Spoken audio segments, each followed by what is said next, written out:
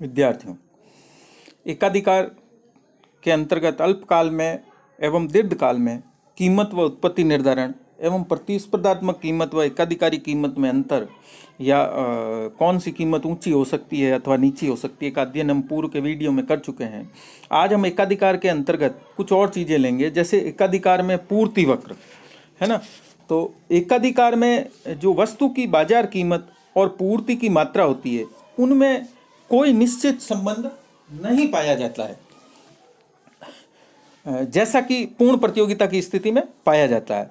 एकाधिकारी सीमांत लागत को सीमांत आय के बराबर तो करता है ताकि अपने लाभ को अधिकतम कर सके, लेकिन उसके लिए सीमांत आय कीमत के बराबर नहीं होती है। जबकि पूर्ण प्रतियोगिता की स्थिति में AR is equal to MR is equal to price होती है, जबकि एकाधिकार की स्थिति में AR इजिकल टू प्राइस तो होती है, लेकिन MR इजिकल टू प्राइस या MR इजिकल टू AR नहीं होता है। MR हमेशा AR वक्र के नीचे बना रहता है। इसी वजह से जो है वो सीमांत लागत को कीमत के बराबर नहीं कर पाता है।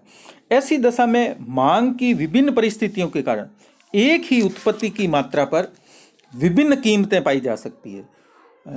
तो एक दी हुई कीमत पर उत्पत्ति की मात्रा हमें जानने के लिए मांग वक्र और सीमांत लागत वक्रों का उपयोग करना होगा, जो हम करके इसको जो है तय करेंगे कि पूर्ति वक्र एकाधिकार की स्थिति में क्यों नहीं पाया जा सकता या क्यों अनुपस्थित रहता है। तो पहले मैं लेता हूँ एक ये रेखा चित्र आपके सामने है। इसमें आप देखिए कि D1 व D2, ये देखिए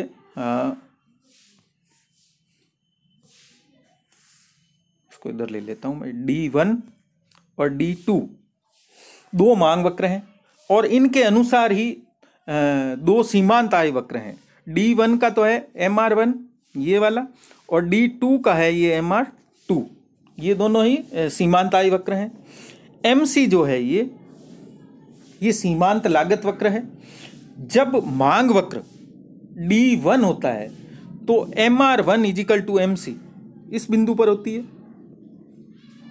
उत्पत्ति की मात्रा OQ, ये OQ निर्धारित होती है और कीमत OP1 निर्धारित होती है।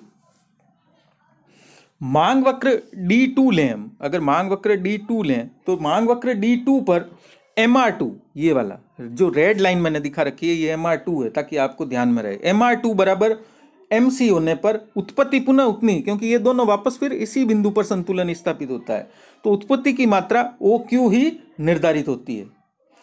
लेकिन अब कीमत जो है कम होकर के OP1 की तुलना में OP2 हो जाती है, तो ये कीमत जो है कम हो जाती है। इस प्रकार से भिन्न भिन्न कीमतों पर एक ही उत्पत्ति की मात्रा संभव हो सकती है। अब उत्पत्ति की मात्रा तो एक ही है OQ, लेकिन कीमतें दोनों पर अलग है। जब MR1 है तो ऐसी स्थिति में कीमत P1 है, जब MR2 है तो ऐसी स्थिति में कीमत P2 है। तो एकाधिकार में पूर्ति वक्र को परिभाषित नहीं किया जा सकता। अब दूसरी स्थिति में ले सकता हूं, ये तो था कि अलग अलग कीमतों पर उत्पत्ति की मात्रा उतनी ही होना। दूसरी स्थिति हम ले सकते हैं जब अलग अलग उत्पत्ति की मात्रा पर कीमत का जो है एक ही होना।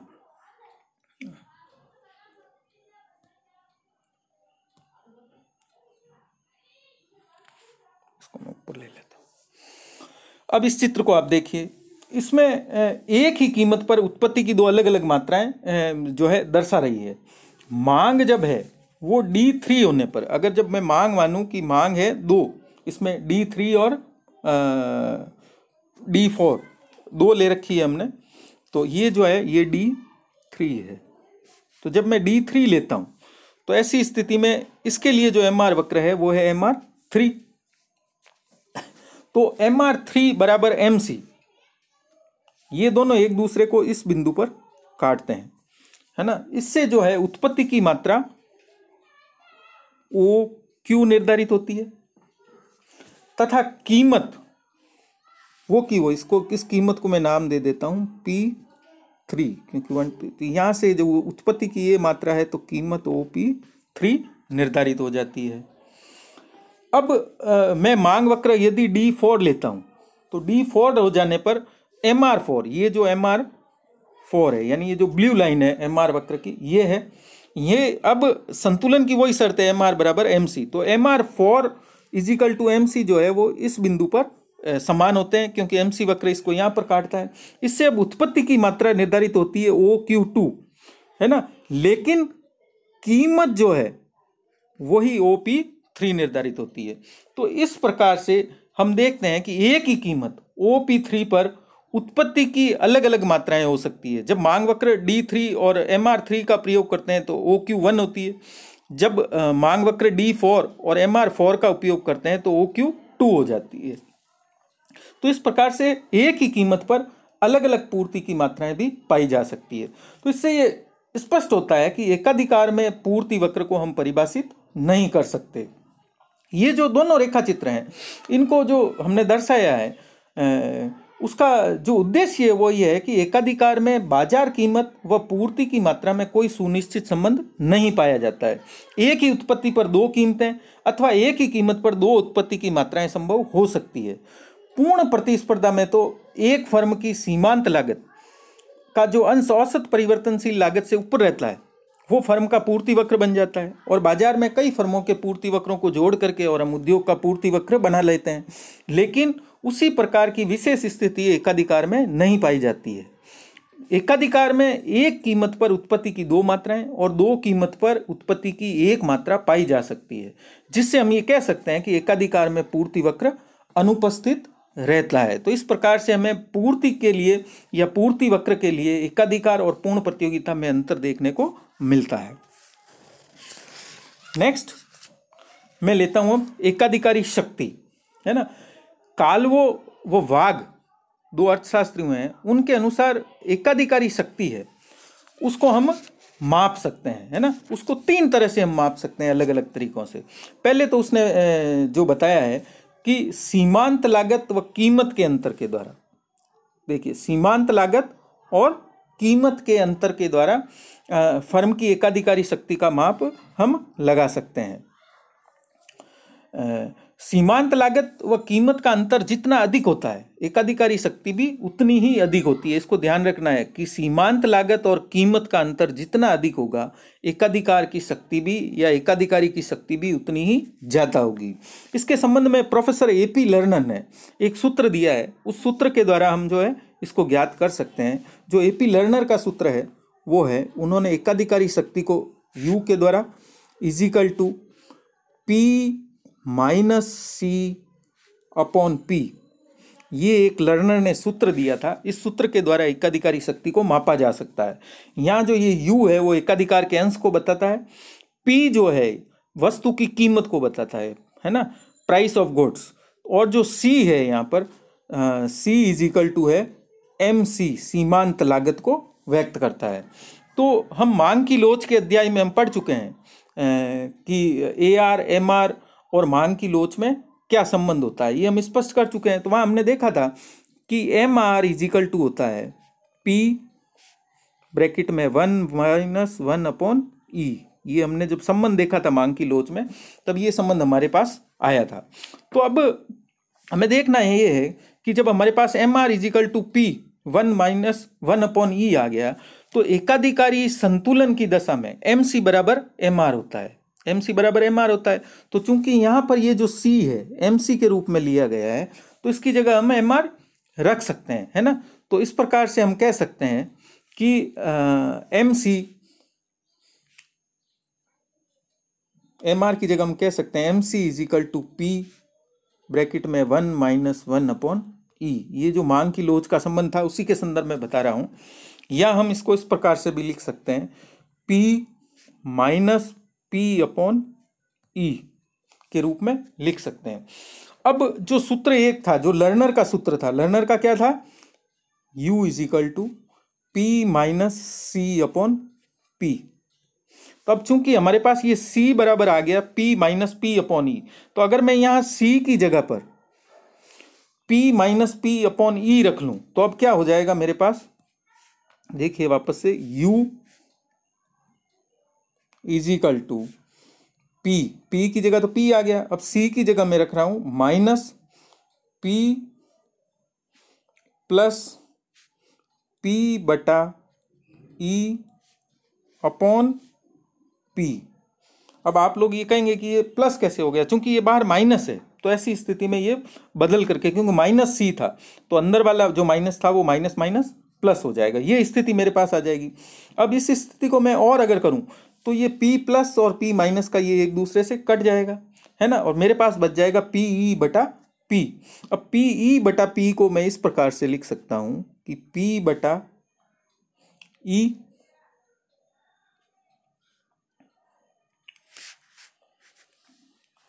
है ना, p बटा ई, और नीचे p है तो अब यहां पर भी p से p कट जाएगा, ये हो जाएगा 1/p। तो p से p कट जाएगा और इस प्रकार से मेरे पास आ जाएगा 1/e। यहाँ e का मतलब मांग की लोच है। तो इस प्रकार से एकाधिकार का अंश वस्तु की मांग की लोच का विलोम होता है। मांग की लोच जितनी ज्यादा होगी एकाधिकार का अंश उतना ही कम होगा। अगर अब यहाँ ई की जगह मांग की लोच 2 है तो एकाधिकार का अंश कितना हो जाएगा, आधा। अगर यहाँ मांग की लोच आधी है तो ऐसी स्थिति में एकाधिकार का अंश दुगना हो जाएगा। तो एकाधिकार का अंश उतना ही ज्यादा होगा जितनी मांग की लोच जो है कम होगी। मांग की लोच कम होती है तो एकाधिकार का अंश ज्यादा होगा। जैसे अगर मांग की लोच 0 हो जाए तो एकाधिकार का अंश 1/0 बराबर अनंत हो जाएगा। और यदि जो है मांग की लोच बढ़ जाए, 2 हो जाए, तो ऐसी स्थिति में एकाधिकार का अंश आधा रह जाएगा। तो ये तो पहला था कि किस प्रकार से सीमांत लागत और कीमत के अंतर, यानी सीमांत लागत और कीमत के अंतर द्वारा एकाधिकारी शक्ति का को ज्ञात करना, है ना। दूसरा फिर उन्होंने बताया था कॉल्वो व वाग ने कि एकाधिकारी शक्ति का अंश एकाधिकार के अधिसामान्य लाभ, उसके जो मुनाफे हैं और उसके प्रतिस्पर्धात्मक सामान्य मुनाफों के अंतर से जाना जा सकता है। इन दोनों में जितना अधिक अंतर होता है एकाधिकारी शक्ति उतनी ही ज़्यादा होती है। और तीसरा उन्होंने बताया कि एकाधिकारी शक्ति का अंश बाजार में फर्म के कुल अंश को देखकर भी जाना जा सकता है। सामान्यतः बाजार में 35 से जो 40% नियंत्रण होने पर एक फर्म को एकाधिकार स्थिति प्राप्त हो जाती है। इससे अधिक अंश होने पर एकाधिकारी शक्ति भी उतनी ही ज़्यादा बढ़ती जाती है। तो इस प्रकार से अलग अलग दोनों हमने देखा है कि किस प्रकार से एकाधिकारी शक्ति को कीमत और सीमांत लागत के अंतर के द्वारा ज्ञात किया जा सकता है। नेक्स्ट अब हम चलते हैं कि एकाधिकारी जो कीमत उत्पत्ति है उस पर कर यानी टैक्सेशन और सब्सिडी यानी आर्थिक सहायता का क्या प्रभाव पड़ता है ना। लगभग प्राय ये प्रश्न किया जाता है कि एक जो एकाधिकारी है उसके उत्पत्ति और कीमत के निर्णयों पर वस्तु की प्रति इकाई के अनुसार कर लगाने या एक मुश्त कर लगाने, एक मुश्त का मतलब लमसम टैक्स का क्या प्रभाव पड़ता है। इसी प्रकार से वस्तु की प्रति इकाई के अनुसार सब्सिडी या आर्थिक सहायता देने अथवा एक मुश्त सब्सिडी देने का क्या प्रभाव पड़ता है, इसको भी हम एक रेखा चित्र के माध्यम से स्पष्ट कर सकते हैं। ये जो रेखा चित्र आपके सामने है इसमें ओ एक्स अक्ष पर हमने वस्तु की मात्रा ली है और ओ वाई अक्ष पर हमने कीमत ली है, कीमत और लागत ली है ना। डी डी, अब देखिए डी डी जो है वो है मांग वक्र, ये डी डी ये मांग वक्र है या उसका ए आर वक्र है क्योंकि D is equal to A R, तथा एम आर वक्र उसका सीमांत आय वक्र है, ये उसका एम आर वक्र है। प्रारंभ में सीमांत लागत वक्र है ना वो MC1 है। हम मानते हैं कि प्रारंभ में MC1 जो है सीमांत लागत वक्र है जो एम आर वक्र को काटती है। ये एम आर वक्र को कहाँ काटती है,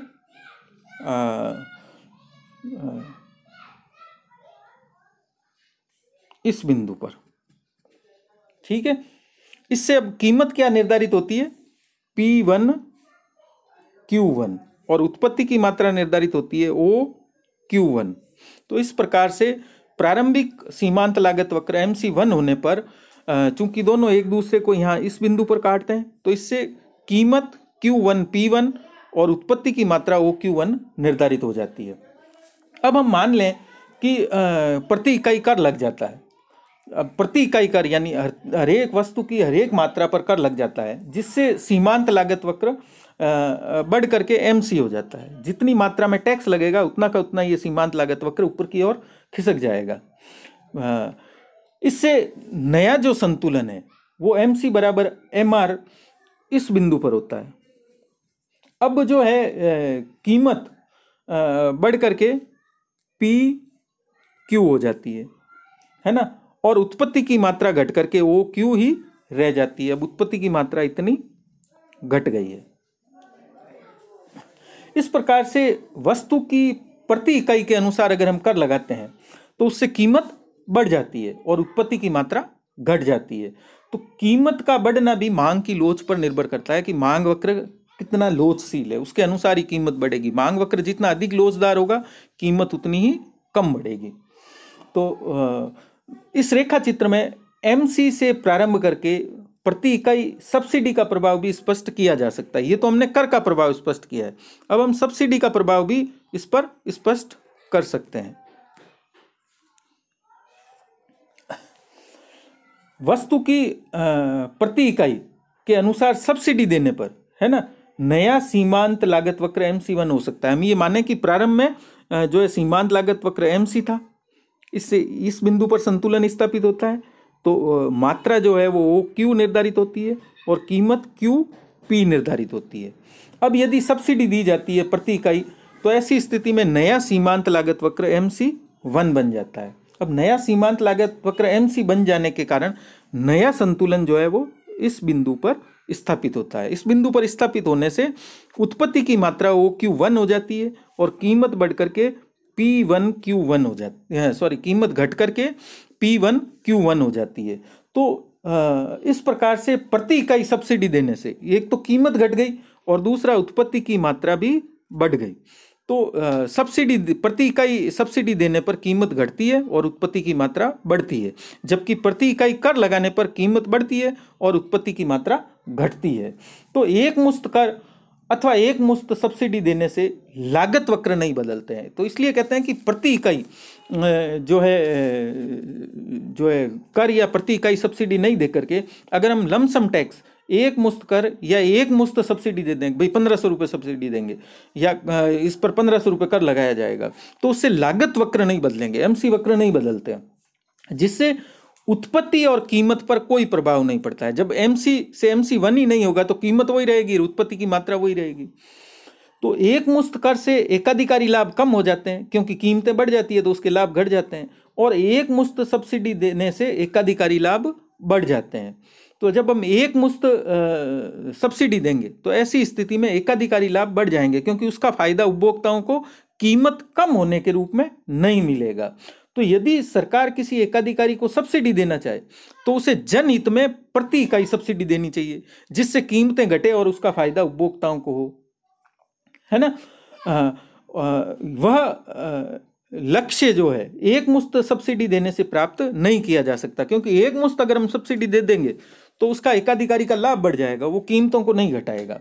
और एकाधिकारी फर्म पर कर लगाते समय हमें कैसा कर लगाना चाहिए? एक मुश्त कर लगाना चाहिए। एक मुश्त कर लगाने से कीमतें नहीं बढ़ेगी। तो इस प्रकार से एकाधिकारी फर्म पर कराधान का जो प्रभाव है उनका हमने अध्ययन किया है और देखा है कि किस प्रकार से प्रति इकाई सब्सिडी या प्रति इकाई कर और एक मुश्त सब्सिडी और एक मुश्त कर का प्रभाव एकाधिकार के अंतर्गत पड़ता है। तो आज हमने एकाधिकार लगभग हमारा पूर्ण हो चुका है। एकाधिकार के अंतर्गत अल्पकाल के संतुलन, दीर्घकाल के संतुलन, एकाधिकार पूर्ति वक्र की अनुपस्थिति, पूर्ण प्रतियोगिता और एकाधिकारी कीमत में अंतर, एकाधिकार पर करारोपण और सब्सिडी का प्रभाव आदि का अध्ययन कर लिया।